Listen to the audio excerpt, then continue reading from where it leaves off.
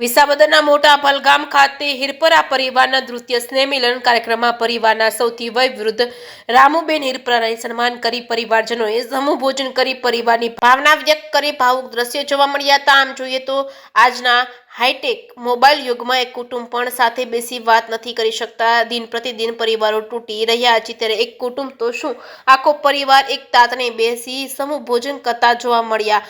વિસાવદર તાલુકાના મોટા ભલગામ ખાતે ગત વર્ષની જેમ આ વર્ષે પણ હિરપરા પરિવાર દ્વારા દ્વિતીય સ્નેહ મિલન સમારોહનું આયોજન કરવામાં આવ્યું છે। એકતા, સદભાવના, સહકાર જેવા વિચારો રોપવામાં આવ્યા। પરિવારને વ્યસન મુક્ત, ખોટા ખર્ચ અને કુપોષણ દૂર થાય તેવા પ્રયત્નો કરવામાં આવ્યા છે।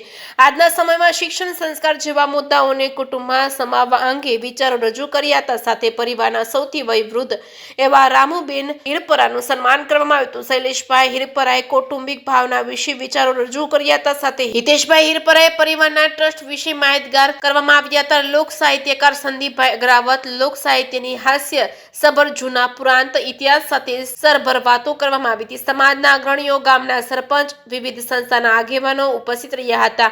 પરિવારજનો એક સાથે બેસી સમૂહ ભોજન કરતા ભાવુક દ્રશ્યો જોવા મળ્યા હતા। આભાર દર્શન કલ્પેશભાઈ હિરપરાએ કરી કાર્યક્રમને સફળ બનાવ્યો હતો। જેકે ગુજરાતી સાથે રોમિલ મનોહર બગસરા।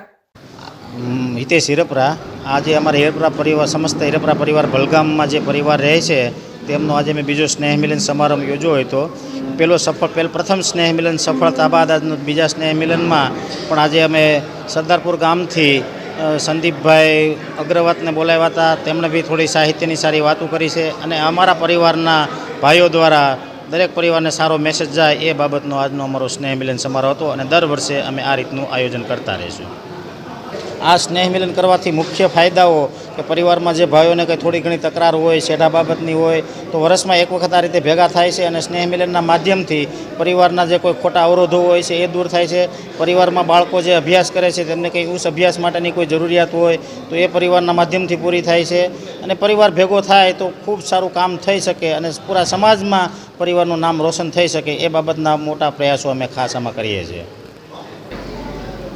હું શૈલેષ હિરપરા આજે ભલગામ ગામ હિરપરા પરિવાર આયોજિત દ્વિતીય સ્નેહ મિલનનું આયોજન કરવામાં આવ્યું હતું, જેમાં પરિવારના તમામ વડીલો, યુવાનો, બાળકો હાજર રહ્યા હતા અને સ્નેહ મિલન કરવાથી પરિવારની અંદર જે મતભેદ હોય એ દૂર થાય છે, મનભેદ હોય એ દૂર થાય છે, તેમજ પરિવારની એકતા, અખંડિતતા જળવાય છે।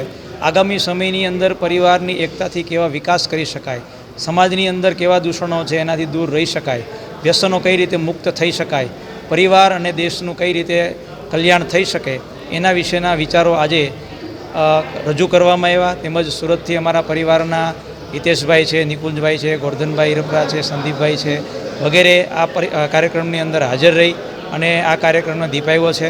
તેમજ તમારા ન્યૂઝ રીડર તમારા માધ્યમથી અમારા પરિવારના જે વિચારો છે એ અન્ય પરિવારો એમાંથી પ્રેરણા લઈ અને એમના પણ વિચારો આ સમાજની અંદર મૂકે અને સમાજની અંદર જે દૂષણો છે એ દૂર થાય, પરિવાર વિકસિત બને, સંસ્કારી બને અને શિક્ષિત બને અને સૌ નિરોગી બને એવા ધ્યેયથી અમારું આ સ્નેહ મિલન છે એનું આયોજન કરવામાં આવ્યું હતું। ફરીવાર આગામી સમયની અંદર પણ અમે દર વર્ષે આવી રીતે સ્નેહ મિલન કરશું અને વિચારોના જે નવીનતા છે એને સમાજમાં કઈ રીતે ટકી રહેવું, સમાજની અંદર કઈ રીતે અમે એ દૂષણો જે કાંઈ બદીઓ છે એ દૂર કરી શકીએ, સમાજની અંદર જે ભટકેલા લોકો હોય અથવા તો એકાબીજાનો સધિયારો છે એ મળી રહે અને એકાબીજાનો વિકાસ થાય એના વિશેના ફરીવાર ભવિષ્યના અંદર કાર્યક્રમો કરશું અને વિદ્યાર્થીઓને સન્માનિત કરશું। સમાજની અંદર, પરિવારની અંદર જે લોકોએ કંઈ નામ રોશન કર્યું છે એને સન્માનિત કરશું અને અન્ય પરિવારના લોકોને પ્રેરણા કરવા માટેના અમારા વિચારો છે। આ રીતે અમે દર વર્ષે સ્નેહ મિલન કાર્યક્રમ યોજી અને સમાજને એક રાહ સીંધવાનો પ્રયત્ન કરીશું।